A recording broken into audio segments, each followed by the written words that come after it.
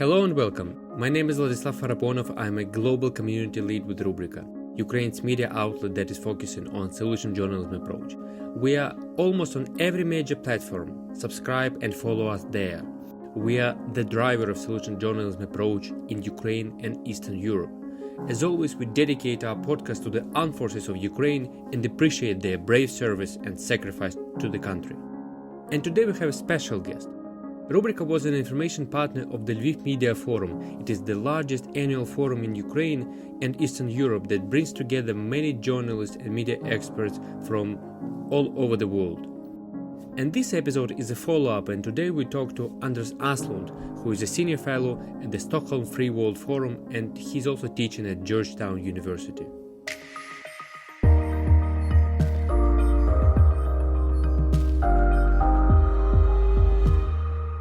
Actually, Mr. Åslund, I really appreciate your time and thank you for being with us. I would like to remind everyone that Anders Åslund is a senior fellow at the Stockholm Free World Forum, and he's also teaching at Georgetown University. So basically, Mr. Åslund, let's start from the issue of Ukraine Recovery Conference. It was held recently, and I'm really eager to hear your kind of general impressions, because it was the kind of third conference of this kind, and many believed that this conference was special. Is it special to you in some ways? And actually, what's kind of your general attitude and impressions after the conference? These conferences are annual, and they have been held actually since 2017. First, it was a Ukrainian Recovery Conference, and this was held in Berlin the 11th and 12th of June. Last year it was in London, and in London it was perhaps 1,000 people. Here it was probably 3,000 people. And before that, 1 year early in Lugano in Switzerland. Generally, these conferences do not have any clear policy-making role. They are not supposed to be fundraising events, and they are not supposed to be decision-making events. So you can say that they have two roles. They are focusing on the international interest in Ukraine, and it is also a huge networking event. So what happened in terms of the policy making around the conference, I would emphasize 2 points. One was the decision before the conference by the European Commission to recommend that the European Union starts accession negotiations with Ukraine, which hopefully the European Council will decide at the end of June. And the other major event was the G7 summit that took place immediately after the conference in Berlin in Italy, where the G7 leaders decided in principle to give a loan before the end of this year of $50 billion to Ukraine, based on the returns of the frozen Russian sovereign assets in the West. So these were the two big things that happened. And then at the conference itself, you have all these meetings where various politicians speak, and it's of course good that they meet with one another. But you also had, I don't know how many, probably hundreds of companies that were presenting their goods, which to a very considerable extent was Ukrainian companies presenting drones. And there were 120 Ukrainian males present also. And I think that the drone producers were really the main part of it. But what was discussed in the various sessions, most of all, that was the damage to the Ukrainian electricity system. And several countries, notably the United States, promised substantial aid to restore the electricity system in Ukraine. I would like to mention that actually Rubryka was a partner of the Lviv Media Forum, and actually Mr. Åslund was also supposed to attend, but kind of he reflected his speech that he was going to declare in 2 Kyiv Post articles. Actually, Mr. Åslund, for those who haven't read them, basically what's the key argument in terms of these 2 articles, and in these articles you discuss steps that should be made by the West, and can you kind of summarize these steps that in your view should be made? Well, the main idea behind this article was that we have seen a period of democratic growth from 1974 to 2004, what 30 years that has been called the third wave of democratization. And since 2005, according to Freedom House, we have, on the contrary, seen a decline in democracy every year throughout the world. And I think that this is the situation we are in now, and the West needs to stand up to this and fight against it by all means. And the most obvious thing is first to defend Ukraine with arms, so that Ukraine can win the war, because it's rare that you see a war that is so clearly black against white as the Russia's attack on Ukraine. And then we also have to move more into the financial sphere, where there is a lot of dirty money hanging around in the West, and there is at least $1.3 trillion of the private Russian money abroad. And this is then hidden in offshore havens. And then from the offshore havens, the money is invested in anonymous companies, mainly in 2 countries, the United States and the United Kingdom, which have deep financial markets. And this money needs to be revealed. And when people have been sanctioned, that should become effective. A fair guess is that there are hundreds of billions of sanctioned Russian money in anonymous companies in the United States, of which there are literally millions. And this is completely unacceptable. The US adopted a corporate transparency law 3 years ago, but it has not come fully in effect as yet. It has to be properly implemented, and that could change a lot.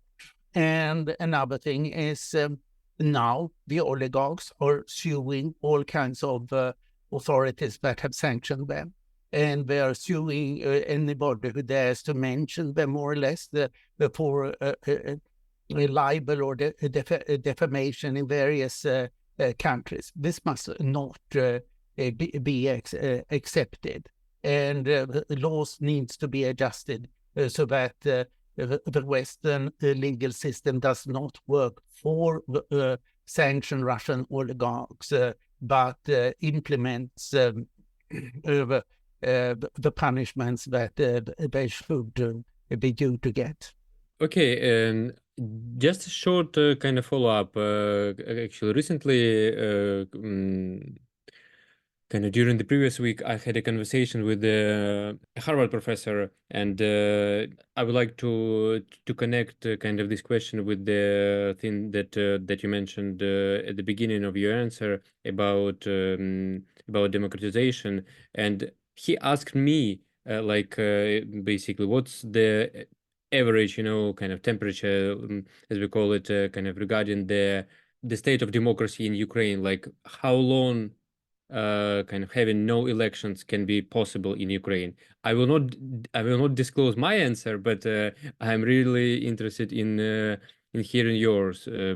Basically, if we imagine that as for now the elections are not possible in Ukraine, and if we imagine if the war is going on for some time, actually, what do you think about the prospects of democratic institutions in Ukraine? Well, it is difficult. Of course, you can't have elections during the war as it is now for many reasons. First, you don't know at what territory you can carry out the war when it's not defined in any legal fashion.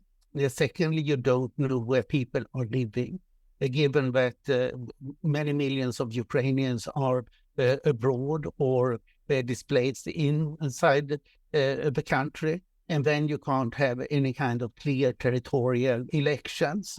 And you would expect the Russians to do all kinds of sabotage of elections during war also. So I think that we have to accept it as a fact that you can't really have democratic elections in a country that is partly occupied and where large people have fled, and this needs to be sorted out.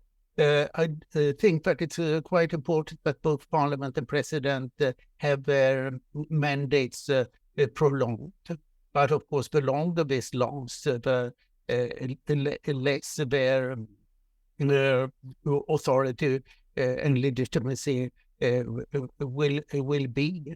But there's no ideal solution to this. I think that one has to wait simply. And then it's important to maintain the freedom of the media and other freedoms. But at the same time, most countries in wars have censorship, because you cannot reveal, for example, where are your own troops, and there are quite a few other pieces of information of strategic value that must not be permitted. So there's no ideal solution to how maintain democracy during the war.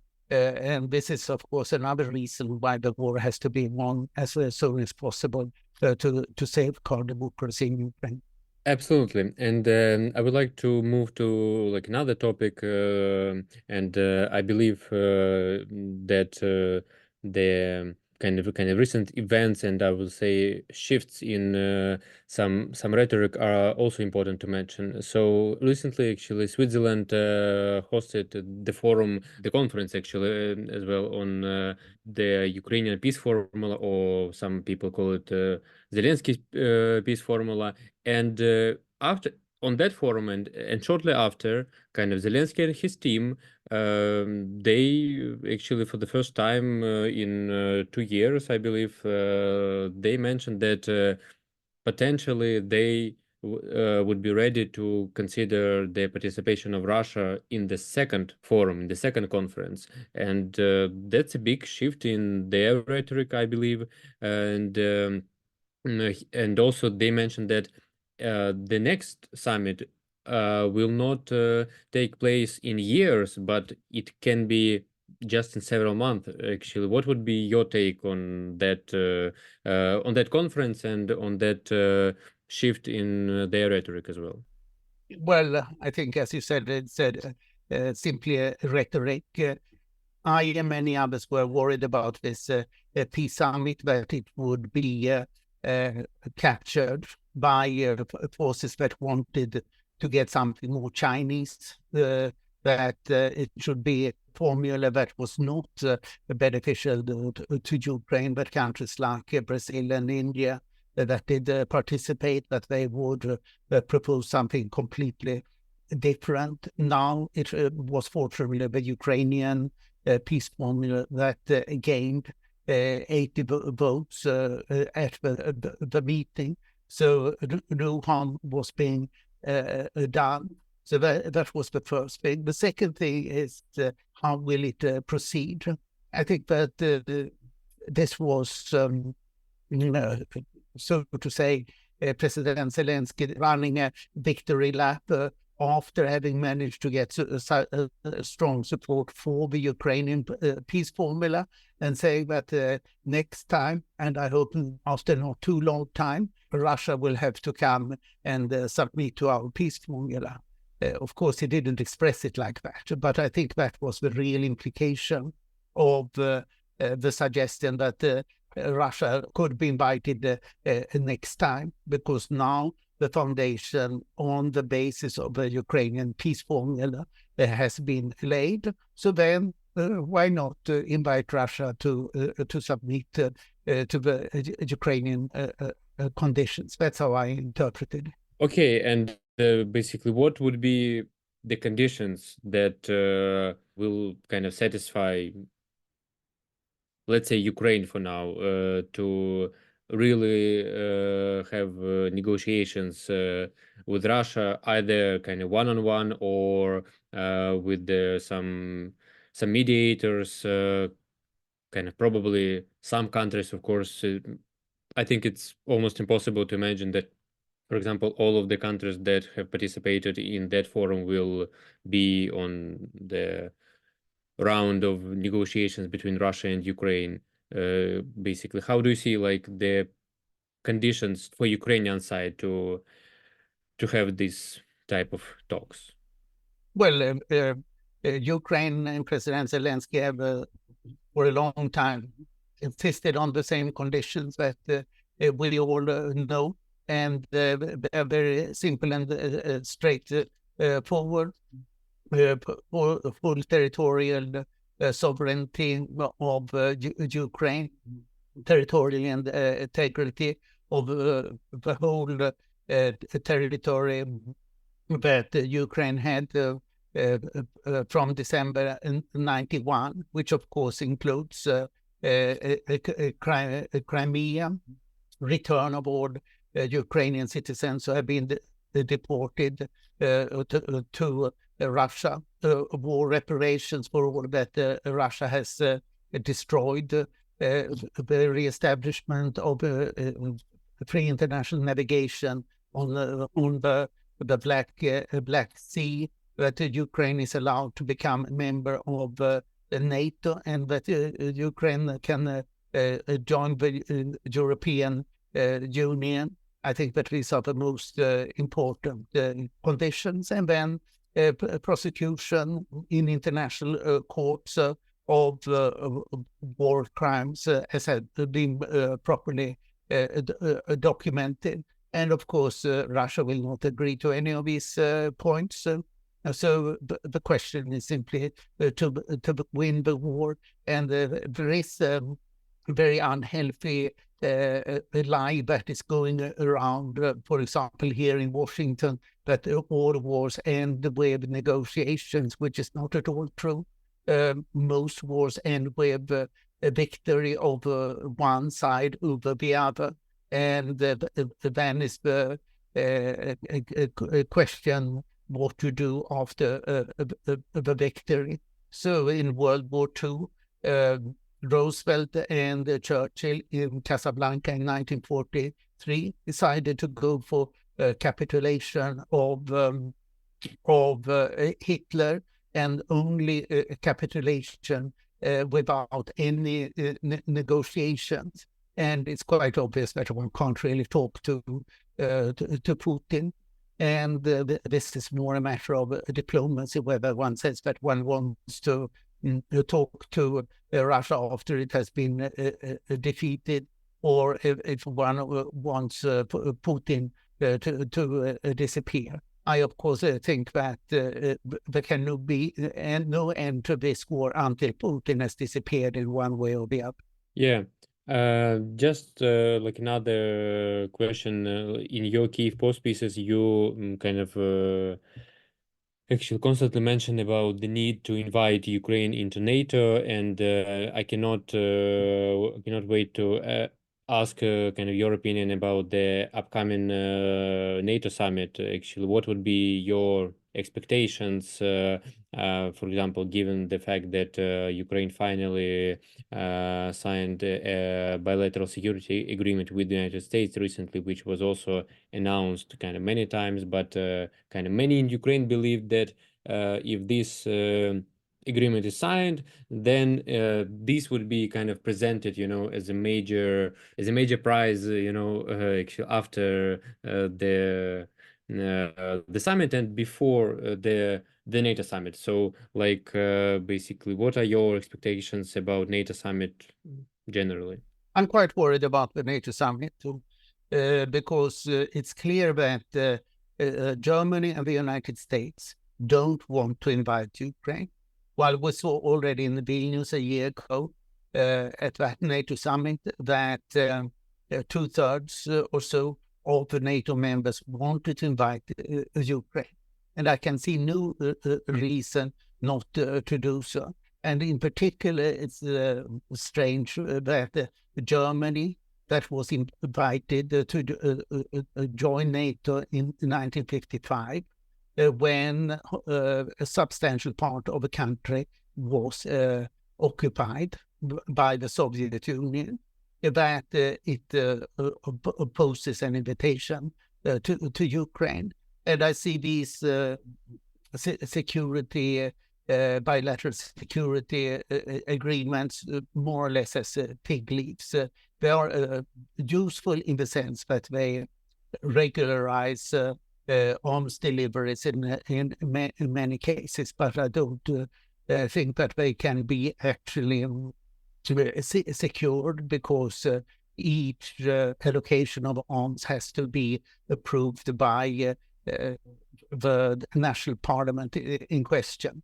So I don't take these security agreements seriously, and but what you suggested now is probably what how the US will present it, but it's too early to say anything about Ukraine's membership of NATO as long as the war is going on. But we have concluded this 10-year security agreement instead. So what I suspect we will see is that almost all NATO members, apart from the US and German, will want to invite Ukraine. But since they are very worried that this madman Donald Trump will win the presidential elections, they will not oppose President Biden too much, perhaps with some exceptions as the Baltic states. But I think that the Ukrainian reaction is likely to be quite sharp and highly negative if the US and Germany really don't add anything to what they offered in Vilnius, which was essentially less than they offered at the NATO summit in Bucharest in April 2008. Yeah, absolutely. Okay, actually, thank you very much. I don't have any other questions, so thank you very much. Thank you. You're welcome. Thank you for listening to our podcast. Stay with us, read Rubryka in English, and support Ukraine. We are working toward a clear goal: to make Ukraine win this hard but important war.